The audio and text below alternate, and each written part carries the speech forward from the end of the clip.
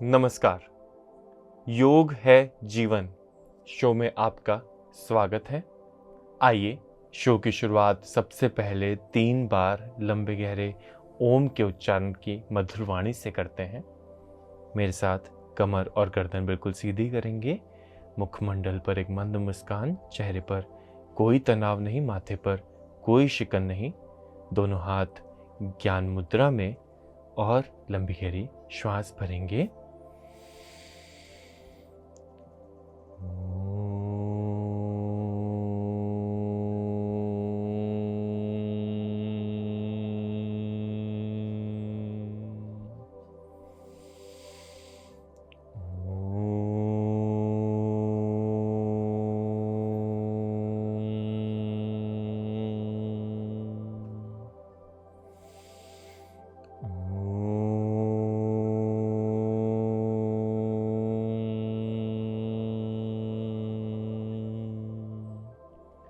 शांति शांति शांति। ओम पूर्णमदः पूर्णमिदं पूर्णात् पूर्णमुदच्यते पूर्णस्य पूर्णमादाय पूर्णमेवावशिष्यते।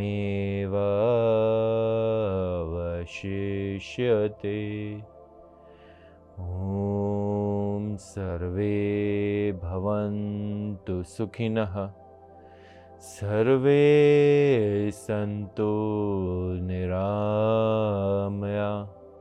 सर्वे भद्राणि पश्यन्तु, मा कश्चित् दुःखभाग् भवेत्। ॐ शान्तिः शान्तिः शान्तिः।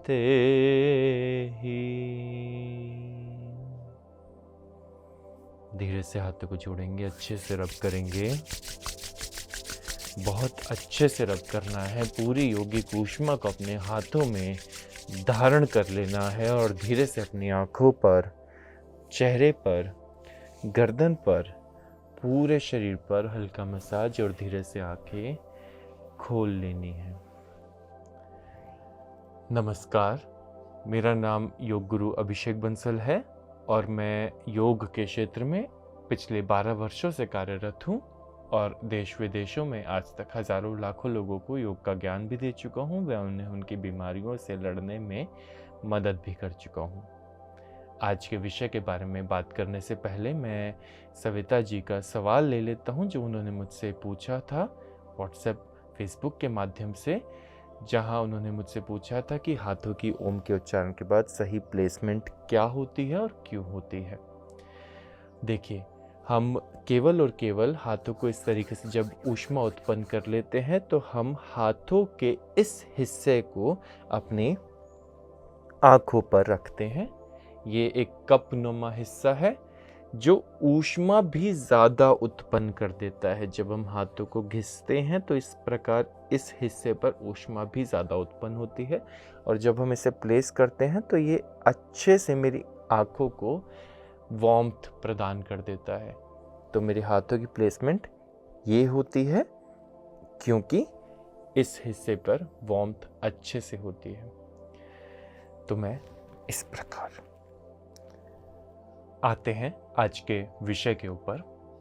आज हम जिस विषय पर बात करने वाले हैं वो है मेंस्ट्रुएशन प्रॉब्लम, अर्थात मासिक धर्म से संबंधित समस्याएं।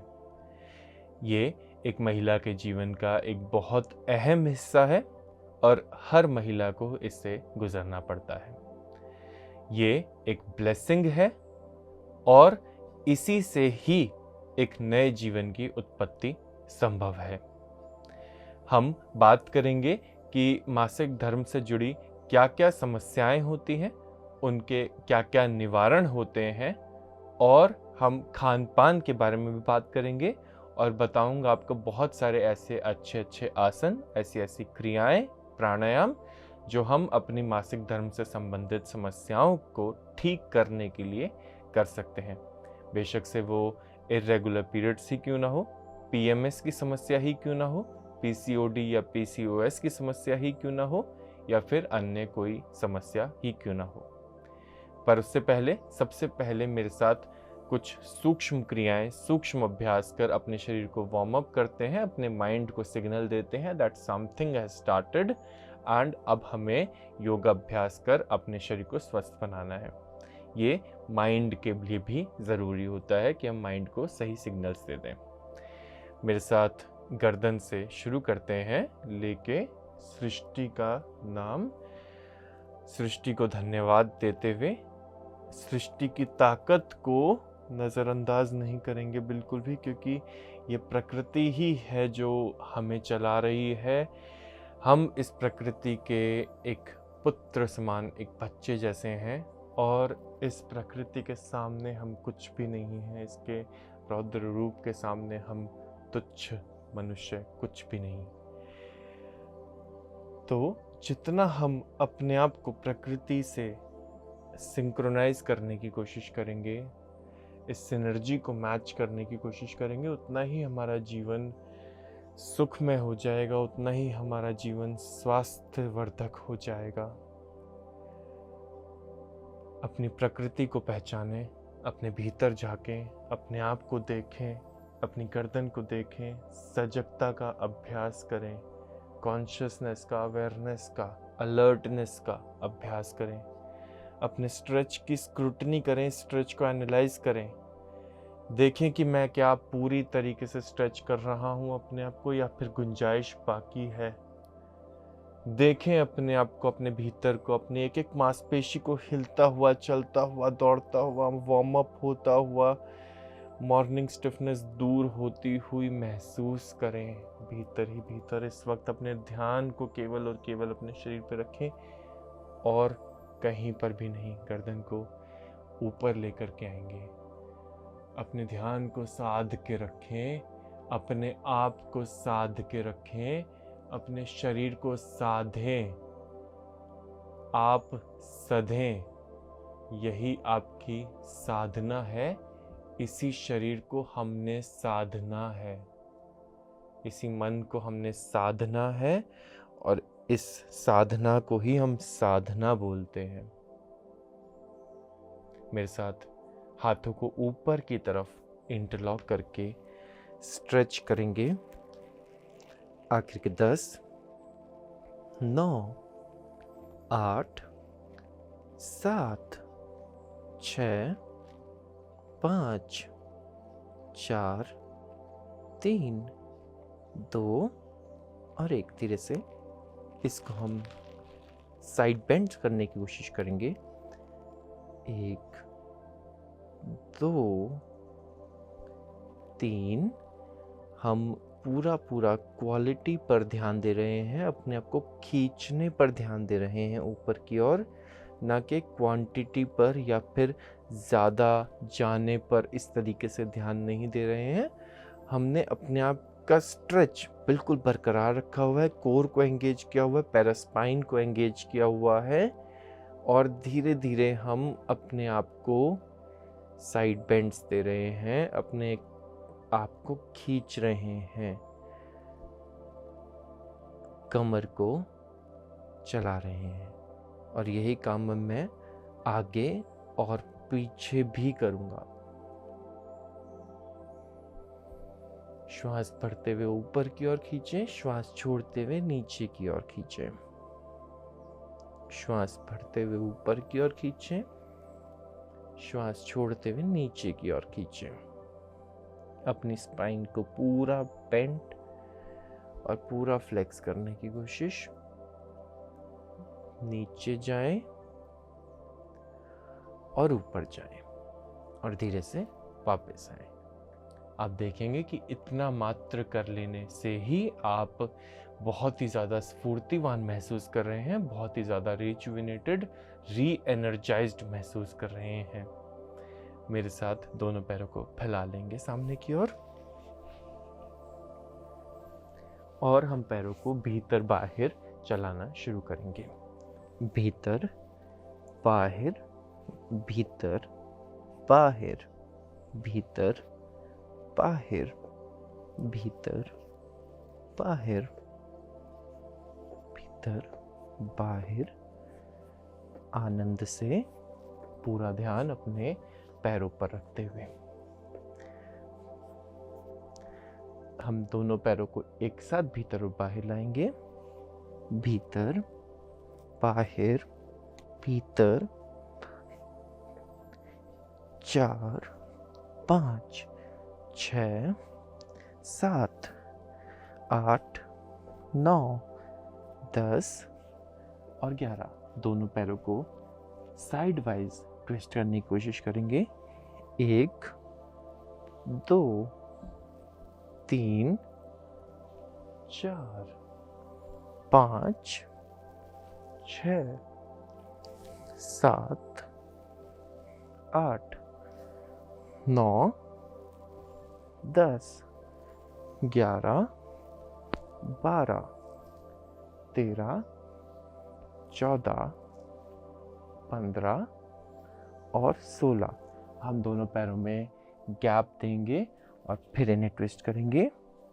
1 2 3 4 5 6 7 8 9 और 10। हम अपने एक सीधे घुटने को पकड़ेंगे थाइज से और इस पैर को ऊपर नीचे चलाने का प्रयास करेंगे।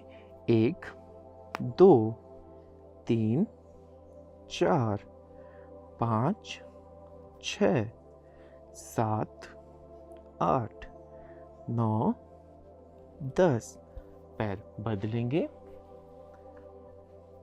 1 2 3 4 5 6 7 8 9 और 10। अब हम इसे दोनों पैरों से करेंगे इस प्रकार। 1 2 3 4 5 6। ऐसा करने से मेरे घुटने जवान हो उठते हैं, मेरे घुटनों में ताकत बढ़ जाती है, मेरी कार्टिलेज भी रिपेयर होती है और मेरे ACL और MCL और LCL भी स्ट्रेंथन होते हैं। आखिर के 10 गिन लेते हैं। 9 8 7। ऊपर की ओर खींचने का प्रयास करेंगे। 6 5 4 3 2 और 1। मैं अपनी कमर की मसाज लेने के लिए डोलन का अभ्यास करूंगा, अर्थात पवन मुक्तासन में आकर के ऊपर नीचे ऊपर नीचे ऊपर नीचे। आखिर के 10, आखिर के 9 8 7 6 5 4 3 2 और आखिर का 1। धीरे से वापस आ जाते हैं। ध्यान रखेंगे कि जितने स्वस्थ होंगे आप, उतना ही स्वस्थ होगा हमारा समाज। जान लेते हैं क्यों एक महिला को मेंसेस से संबंधित समस्याओं का सामना करना पड़ता है। देखिए, इसके पीछे बहुत साफ स्पष्ट कारण है आपके हार्मोन्स की गड़बड़ी। यदि आपके हार्मोनल सिस्टम में कुछ भी गड़बड़ी होती है तो उसका सीधा सीधा प्रभाव आपके मासिक धर्म पर पड़ता है। हार्मोन्स में गड़बड़ी होने के पीछे क्या क्या कारण हो सकते हैं? इसके पीछे सबसे बड़ा कारण एक मैं मानता हूं स्ट्रेस। आज के जीवन में हम इतना हाइपर एक्टिविटी वाली लाइफ जीते हैं, इतना टेक्नोलॉजी से घिरे रहते हैं कि स्ट्रेस हमारे जीवन का ऐसा हिस्सा बन गया है मानो श्वास लेना। जब हम अपने आप को पीस का टाइम, मी टाइम बिल्कुल भी नहीं देते हैं, हम अपने खाली समय में भी अपना समय, अपना जहन में अपना ध्यान को स्क्रीन में दे देते हैं, अपने आप को पूरी तरीके से डल कर देते हैं, पूरी तरीके से डाइवर्ट कर देते हैं, तो हमारा दिमाग कभी भी स्ट्रेस फ्री एक्चुअल में हो ही नहीं पाता। हमारे मन में खाली समय में भी हम एक्सटर्नल विचार डालते रहते हैं, इस रील में क्या हो रहा है, उसके घर में क्या हो रहा है, बस इसे ही देखते रहने की कोशिश करते रहते हैं। दूसरे की फोटो बहुत अच्छी लग रही है, ये बात भी हमें एक समय के बाद स्ट्रेस देने लगती है। हम उसके बाद अपना खाना पीना भी खराब कर लेते हैं। ओवर ईटिंग, इमोशनल ईटिंग एक बहुत बड़ी समस्या है। लेट नाइट ईटिंग एक बहुत बड़ी समस्या है, क्योंकि इन सभी समस्याओं के बाद नींद ना आना बहुत आम हो जाता है। नींद ना आने की वजह से मेंस्ट्रुअल प्रॉब्लम्स बहुत ज़्यादा बढ़ जाती हैं। जब हमें नींद नहीं आती तो फिर हम लेट नाइट ईटिंग करते हैं। उसकी वजह से एक गिल्ट ट्रिप पर हम लोग चले जाते हैं। एक गिल्ट का फील हमारे भीतर आने लगता है कि क्यों खाया, क्योंकि भूख मिटते ही, खाना खाते ही हमें दुख होता है कि हमने इतना स्नैकिंग बेसमय पर, गैर समय पर क्यों करी। इसका प्रभाव हमें निश्चित तौर पे कल सुबह एसिडिटी के रूप में, गैस्ट्राइटिस के रूप में देखने को मिलेगा। ये हमें पता होता है, पर क्योंकि हम एक लूप में फंस जाते हैं, एक इमोशनल ट्रॉमा में फंस जाते हैं, हम अपने आप को सुधार नहीं पाते, अपने ऊपर कुछ भी कार्य नहीं कर पाते। हमें इस लूप को तोड़ना होता है किसी भी तरह से। ये सभी चीज़ें इमोशनल इम्बैलेंस क्रिएट करती हैं, स्ट्रेस क्रिएट करती हैं, एंजाइटी क्रिएट करती हैं, डिप्रेशन क्रिएट करती हैं, इंसोम्निया क्रिएट करती हैं और हार्मोनल इम्बैलेंसेस क्रिएट करती हैं, मेंस्ट्रुअल प्रॉब्लम्स की तरफ आपको ले जाती हैं। जीवन में यदि आप अभ्यास के नाम पर कुछ भी नहीं करेंगे तो भी आपको मेंस्ट्रुअल प्रॉब्लम्स होने की संभावना बहुत ज़्यादा बढ़ जाएगी। शरीर को ढीला छोड़ देना, मांसपेशियों को ढीला छोड़ देना सॉल्यूशन नहीं है। इससे आपके जीवन में समस्याएं बढ़ेंगी। आपको न सिर्फ शारीरिक समस्या हो जाएगी बल्कि आपको मानसिक समस्या भी हो जाएगी, और मानसिक समस्या हो जाने से आपकी सोशल लाइफ भी खराब हो जाती है, आपकी फाइनेंशियल लाइफ भी खराब हो जाती है। आप किसी काम के नहीं रह जाते, आप जीवन पर एक बोझ बन जाते हैं, दुनिया पर एक बोझ बन जाते हैं। कोशिश करें कि अपने आप को जकड़ के, अपने आप को पकड़ के, अपनी लाइफ को अपने कंट्रोल में रख करके चलें, ना कि सिर्फ जीवन कटता रहे, हम चलते रहें। जैसे भी कट रहा है कटते जाएं। एक मनुष्य में और एक जानवर में यही फर्क है कि मनुष्य अपने फैसले ले सकता है, अपने आप को सुधार सकता है, कुछ कार्य कर सकता है, और ये आपके लिए एक मोटिवेशन का काम करना चाहिए। मेरी बात, यदि आप नहीं कर रहे हैं तो निश्चित तौर पे आप अपने आप को मेंस्ट्रुअल प्रॉब्लम्स की तरफ और अन्य कई प्रॉब्लम्स की तरफ लेकर के जाएंगे। आप कम पानी पीते हैं, ये भी एक बहुत बड़ा कारण होता है। आप बहुत ज़्यादा मीठे का सेवन करते हैं, ये भी एक बहुत बड़ा कारण होता है। कोशिश करें शादियों ब्याहों के सीज़न में घर से खाना खा करके जाएं। लेट नाइट बिल्कुल भी ना खाएं, क्योंकि वहाँ पर हम बहुत ओवर स्नैकिंग कर लेते हैं और उसके साथ हम पी लेते हैं कार्बोनेटेड ड्रिंक्स। ये बहुत बड़ा एक कारण होता है। हम पी लेते हैं बहुत ज़्यादा शुगरेटेड ड्रिंक्स, ये बहुत बड़ा एक कारण होता है मेंस्ट्रुअल प्रॉब्लम्स के पीछे। आइए बात करते हैं क्या कर सकते हैं इसके निवारण के लिए। शुरुआत करता हूँ सबसे बेहतरीन, सबसे फ़ायदेमंद चीज़ से, जो कि है तितली संचालन का अभ्यास। तितली संचालन के लिए मैं केवल और केवल अपने दोनों पैरों को इस प्रकार जोड़ करके अपने घुटनों को ऊपर नीचे चलाने का प्रयास करूँगा। ये मेरे पेल्विक को खोल देने के लिए, मेरे पेल्विक फ्लोर की मांसपेशियों को फ्लेक्सिबल कर देने के लिए बहुत ही ज़्यादा उपयोगी अभ्यास है। मुझे कमर को ज़्यादा से ज़्यादा सीधा रखना है, मतलब मैं इस प्रकार नहीं बैठ करके अभ्यास कर सकता। इससे नुकसान होगा, आपकी कमर में दर्द हो सकता है। अगर आपसे कमर सीधी रखी ना जाए शुरुआत में, तो आप पीछे दीवार के अपनी कमर लगा करके या पीछे बेड या सोफे के कमर लगा करके तितली का अभ्यास कर सकते हैं। ज़्यादा से ज़्यादा आखिर के चलिए हम अपने 10 गिन लेते हैं। 9, 8, 7, 6, 5, 4, 3, 2 और 1।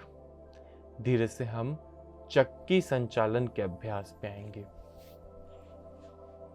दोनों पैरों को फैला करके 1। पहले के ज़माने में जब हमारी माताएं बहनें अपने घर का चून अपनी घर की चक्की पर पीसा करती थी, तो उन्हें कोई भी समस्या उदर प्रदेश से संबंधित या फिर मासिक धर्म से संबंधित कोई भी समस्या होती ही नहीं थी, क्योंकि उनका कोर बहुत स्ट्रांग होता था। और तो और जब हम आटा चक्की पे पीसें तो कोशिश करें कि आटे को दरदरा रखें। दरदरा आटा हमारे पाचन तंत्र के लिए बहुत ही ज़्यादा उपयोगी होता है, और आटे को जितना ज़्यादा रिफाइन कर देंगे, जितना बारीक पीस देंगे, वो हमारे डाइजेस्टिव सिस्टम के लिए उतना ही ज़्यादा हानिकारक बन जाता है। उल्टी दिशा में 1, 2, 3, 4, 5, आटा दरदरा रखेंगे, 6, 7, 8, 9 और 10। हम अपने दोनों पैरों को सामने की ओर लेकर के आएंगे और अर्ध पवन मुक्त आसन में अपने एक पैर को भीतर दबाएंगे। आखिर के 10 गिनेंगे। 9, 8। यदि आपको सर्वाइकल की समस्या ना हो, आपकी गर्दन में दर्द किसी भी प्रकार से ना होता हो, आप ज़्यादा फ़ोन ना चलाते हो, तो आप नाक को घुटने से मिलवाने के लिए लेकर जाएंगे। आखिर के 7 के लिए 6, 5, 4, 3, 2 और 1। धीरे से हम पैर को बदल लेते हैं।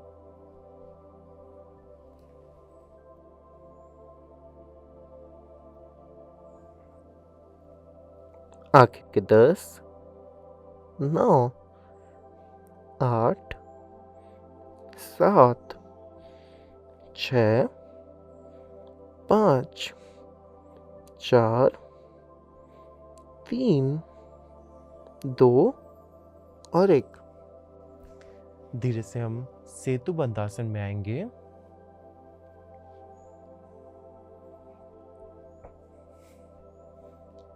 आखिर के 10, 9, 8, 7, 6, 5, 4, 3, 2 और धीरे से मैं अपना राइट पैर ऊपर आकाश की ओर उठा दूंगा। आखिर के 10, 9, 8, 7, 6, 5, 4, 3, 2 और 1। धीरे से पैर चेंज किया। आखिर के 10, 9, 8, 7, 6, 5, 4, 3, 2 और 1। धीरे से नीचे आ गए। पूर्ण पवन मुक्त आसन में दोनों पैरों को भीतर लाएंगे। आखिर के 10, 9, 8, 7, 6, 5, 4, 3, 2 और 1। धीरे से मरकट आसन में बढ़ेंगे। आखिर के 10, 9, 8, 7, 6, 5, 4, 3, 2 और 1। धीरे से साइड बदलेंगे। श्वास छोड़ते हुए नीचे जाते हैं, श्वास भरते हुए वापस सेंटर में आते हैं। आखिर के 10, 9, 8, 7, 6, 5, 4, 3, 2 और 1। धीरे से एक पैर को सीधा कर लेंगे और अब हम इसको फिर से मरकट आसन की दूसरी वेरिएशन में अपने आप को ट्विस्ट करने की कोशिश करेंगे। आखिर के 10, 9, 8, 7, 6, 5, 4, 3, 2 और 1। साइड बदल लेते हैं।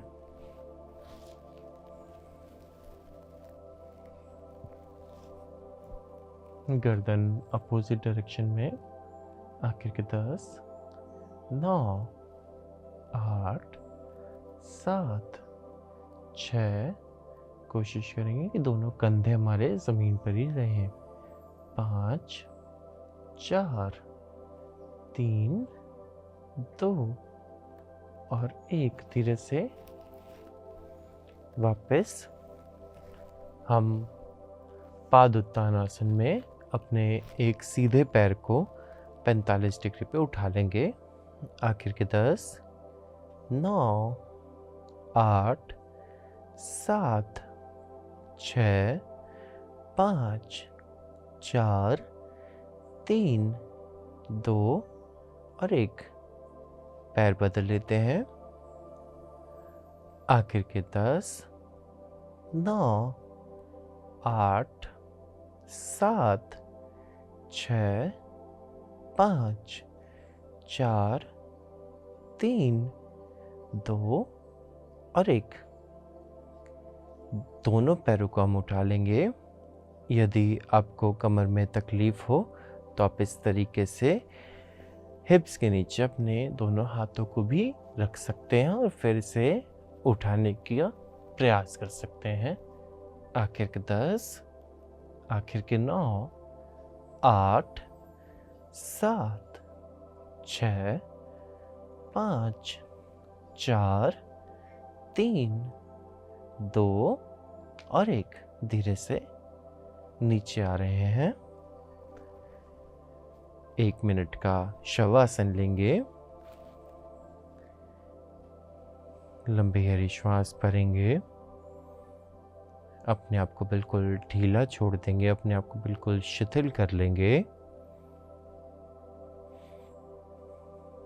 आनंद महसूस करेंगे और धीरे से वापस आ जाएंगे।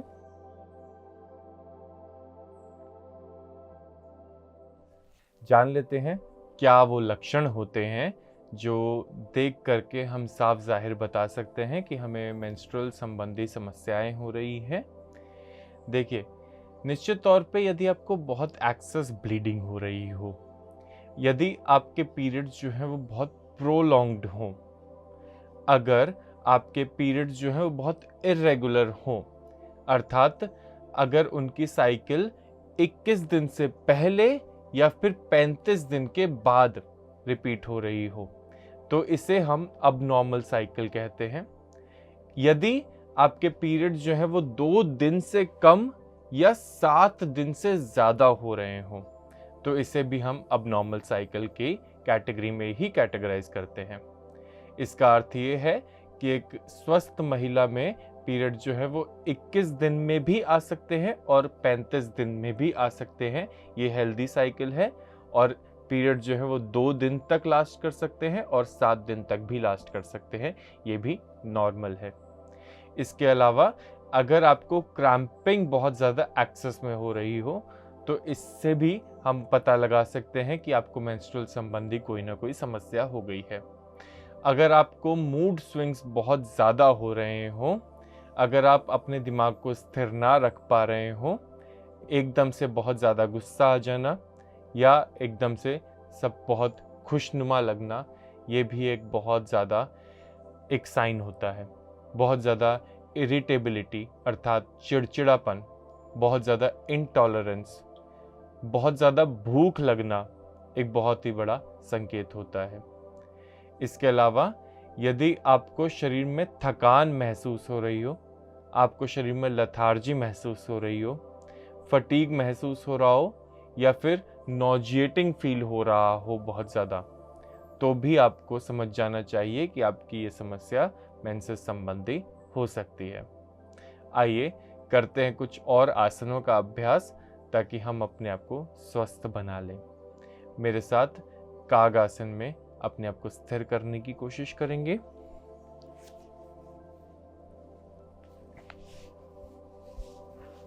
आखिर के 10 गिनेंगे। 9 8 7 6 5 4 3 2 और मेरे साथ वज्रासन में आ जाएंगे।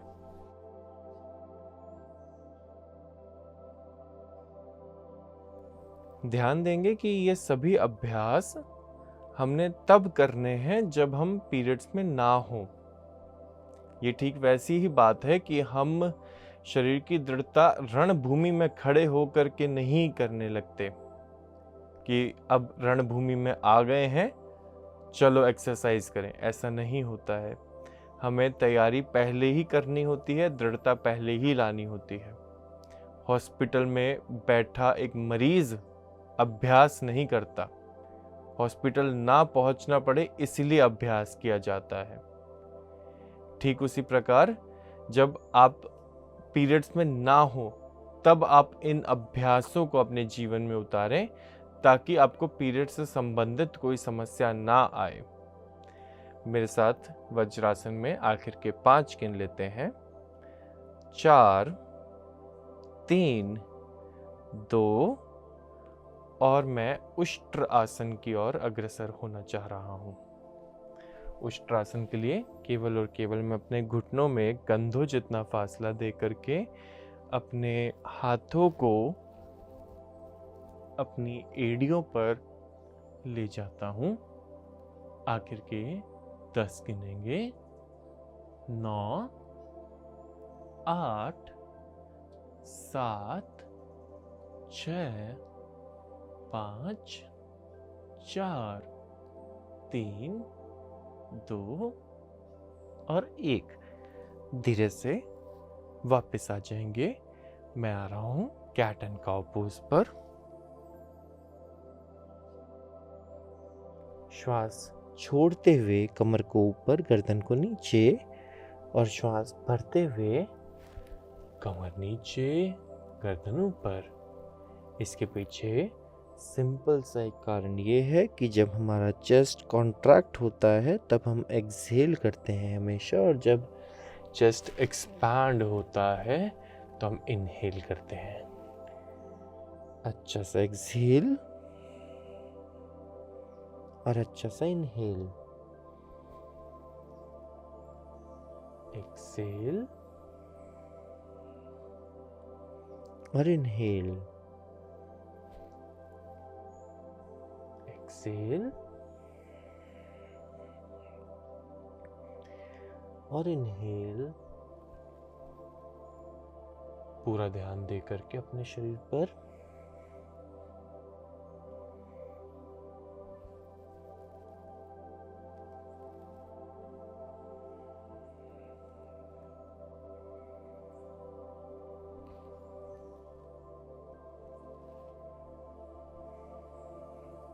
अब हम इसमें अपना सीधा पैर भी जोड़ देंगे, व्याघ्र आसन। एक्सेल और इनहेल करते हुए पैर ऊपर जाएगा। एक्सेल करते हुए पैर भीतर आएगा।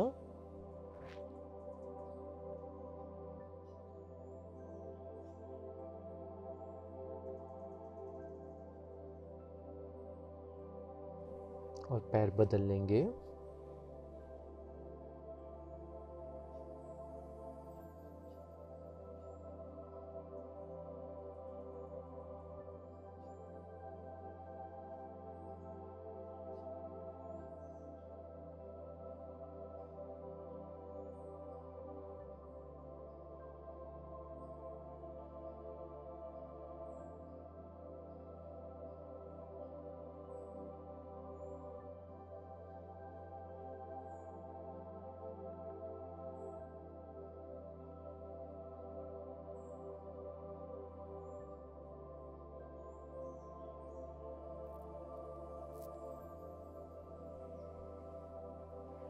और धीरे से वापस आएंगे। दोनों पैरों को सामने लेकर के हम वक्र आसन का अभ्यास करने की कोशिश करेंगे। वक्र आसन के लिए मुझे अपने उल्टे पैर को, अपने लेफ्ट पैर को राइट पैर के राइट साइड में रखना होगा और फिर राइट हैंड से अपने लेफ्ट पैर को इस तरीके से पकड़ने का प्रयास। आखिर के 10 गिनेंगे। 9, 8, 7, 6, 5, 4, 3, 2 और 1। धीरे से वापस। वक्रासन मेरे पेट को एक कपड़े की तरह निचोड़ने का काम करता है। ये मेरे पेट से संबंधित सभी रोगों को दूर करने का कार्य करता है। आखिर के 10, 9, 8, 7, 6, 5, 4, 3, 2 और 1। धीरे से वापस मैं आना चाहता हूँ मंडूकासन पे, क्योंकि वक्रासन के बाद मंडूकासन करने का लाभ 2 गुना हो जाता है। अपने दोनों अंगूठों को भीतर, श्वास छोड़ते हुए नीचे। कोशिश करेंगे हमारे नितंब हमारी एड़ियों पर ही रहें। आखिर के 10 गिन लेते हैं। 9, 8, 7, 6, 5, 4, 3, 2 और 1। धीरे से श्वास भरते हुए वापस और श्वास छोड़ते हुए पुनः नीचे। आखिर के 10, 9, 8, 7, 6, 5, 4, 3, 2 और 1। धीरे से वापस आ जाते हैं। ये था मंडूकासन का अभ्यास। PMC हिंदी बदले जीवन, घर घर में सत्य का दर्शन।